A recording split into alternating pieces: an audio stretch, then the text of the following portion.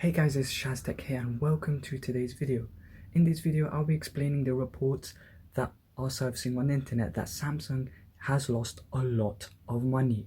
Various media articles are showing that Samsung has lost billions of dollars in just 1 year. That's because in 2017, they made a profit of $12 billion.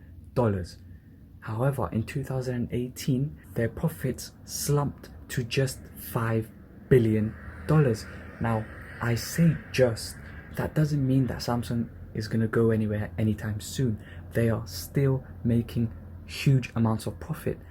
Samsung blamed the decrease in profits due to lack of chip sales from businesses like Apple and Intel, as well as a decrease in demand for parts. Devices such as the Galaxy Fold or the Galaxy S10 or the Note 10 won't be sufficient enough to recoup that $7 billion that's lost. However, Samsung is no doubt going to be an industry leader in the next few years. If you found this video informative, leave a like on it and subscribe for more daily tech news. I'll see you guys in the next one. Thanks for watching.